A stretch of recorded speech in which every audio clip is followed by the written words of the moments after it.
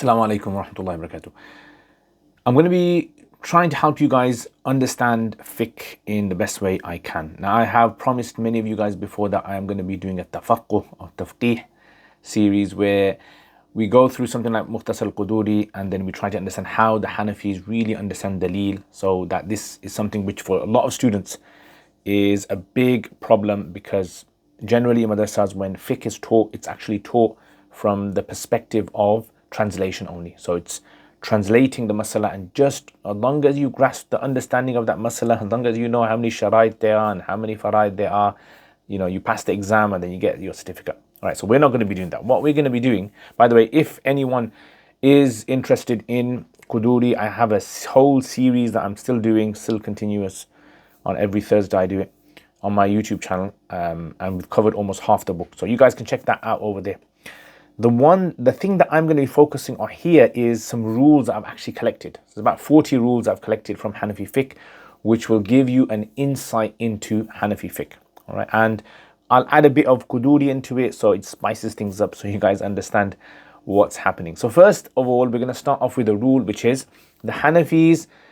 Obviously, as all Muslims, we know that the Quran is considered to be the word of Allah, and the Quran contains all the guidance that we need for us to be obedient to Allah subhanahu wa ta'ala.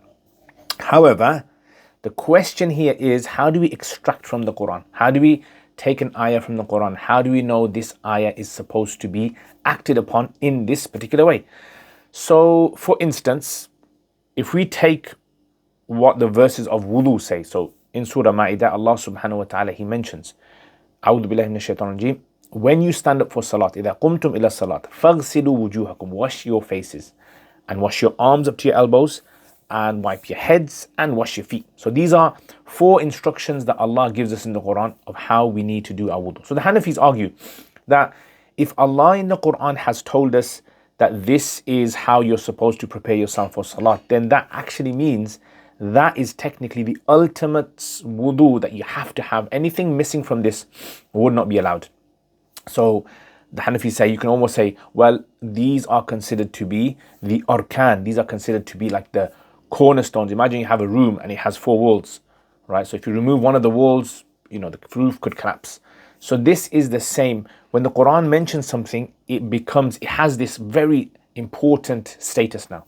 So 4 things are considered to be what we say fundamental aspects of wudu. Everything else you can say is like the decorations in the room. It's the extra additions that you have, add-ons that you have, which make the wudu even more beautiful, right? So the basic wudu that you have to have, and if you miss any of these 4, your wudu is not done. So the first is that you have to wash your face, right? The Quran doesn't mention exactly what the face means, like how much is considered to be the face. So this brings me on to the second point, which we're going to talk about more in detail another time.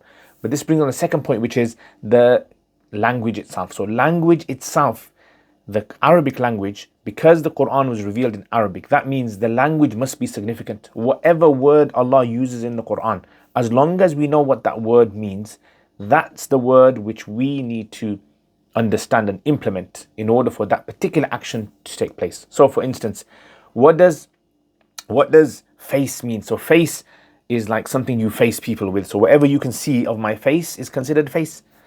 And what does wash mean? Wash your face. So the word wash, it seems to have this meaning, according to the Arabs, that you pour water, as long as there's an element of pouring. But how much water do you have to pour? So if I was to take water and I was to drip it on my face, how much drips or how many drops would have to fall on my face for a concept of washing to take place? Now, of course, I would have to wipe the entire area of my face, because the word face was used. But the idea is the washing, how much of the washing has to take place, right? So this is where Hanafis might differ in this. Some might say, well, water has to pour off the face. And some might say, well, as long as it's poured on the face, then for the definition of pour to take place, 1 or 2 drops should fall off your limb, whether it's your arm or your face. So this idea of Hanafis using the Quran and trying to understand how the Quran works. Another example would be in the Quran, Allah says, do ruku, irka'u, usjudu, do sujud. Ruku, the Arabic language literally means to bow your head. So as long as you've lowered your head slightly, so for example, if I was to lower my head slightly, that would be called bowing of the head. So as long as I have done the element of bowing, right, my head, then technically I have done that. Now it might not be the perfect way to do ruku, because that's something we learn from the Prophet ﷺ's practice, which is obviously the best. But the element of ruku would be done in that sense. And sujood would simply mean to put your head on the ground, right? So the placing of the head on the ground would be sujood, right? So this is why we want to try and understand what the Quran is saying. Once we understand this concept of how the Quran wants us to do something, then it becomes easy to lay out a foundation for this, right? So this is the first thing, inshallah. And then, like this, I'll be adding things. If you guys have any comments, put them in the comments below, and maybe I can discuss that in the next video or in future videos. What I want out of these videos, this is my aim and objective. I want you guys to be able to feel a sense of understanding of how Daleel works, how Hanafis look at an ayah or a hadith or a concept and they try to implement it in their methodology, right? So let me know in the comments. Assalamu alaikum wa rahmatullahi wa barakatuh.